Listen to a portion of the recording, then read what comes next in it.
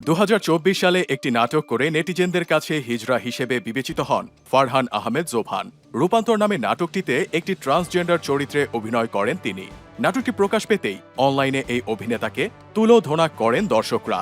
সমালোচনার বিষ এতটাই তীব্র ছড়িয়ে পড়ে যে নাটকটির সাথে জড়িত 6 জনের বিরুদ্ধে মামলা ঠুকে দেন সুপ্রিম কোর্টের আইনজীবী অ্যাডভোকেট কাউসার উল জিহাদ, যার দরুন 24 ঘন্টারও কম সময়ের ব্যবধানে নাটকটি সরিয়ে নিতে বাধ্য হয় এর প্রযোজনা প্রতিষ্ঠান।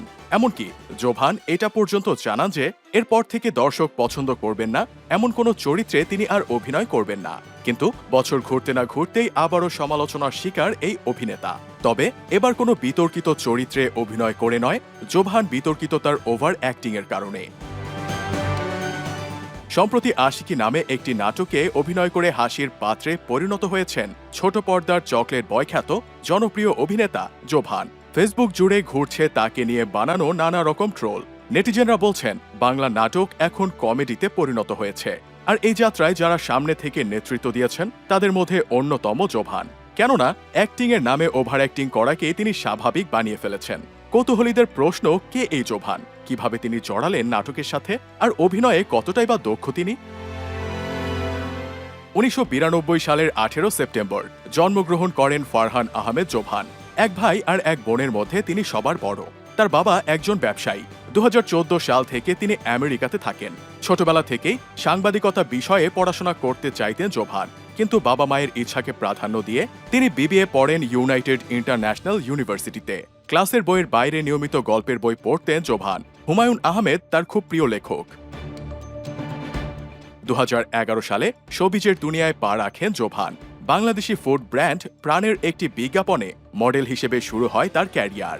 এরপর টানা 1.5 বছর কয়েকটি বিজ্ঞাপনে মূল মডেলের পেছনে দাঁড়িয়ে থাকেন তিনি, যার দরুন একসময় হতাশ হয়ে পড়েন, সিদ্ধান্ত নেন আর কাজই করবেন না। এভাবে কিছুদিন যাবার পর বন্ধু সিয়ামের সহযোগিতায় কিছুটা পরিবর্তন আসে।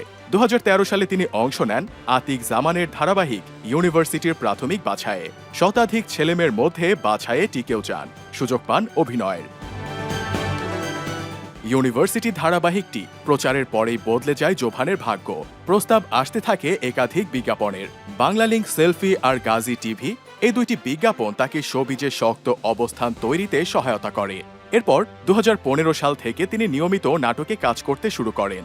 চরিত্রের খাতিরে নিজেকে ভাঙেন বহুবার, সাহসের সাথে অভিনয় করেন নানা রকম চরিত্রে, যার দরুন ধীরে ধীরে হয়ে ওঠেন তুমুল জনপ্রিয়।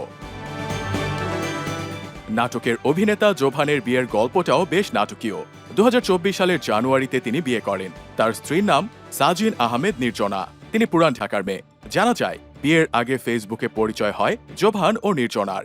এরপর গড়ে ওঠে বন্ধুত্ব। এক পর্যায়ে জাগিয়ে রূপ নেয় প্রেমের সম্পর্কে। পরে দুই পরিবারের সম্মতিতে পারিবারিকভাবে বিয়ে করেন তারা।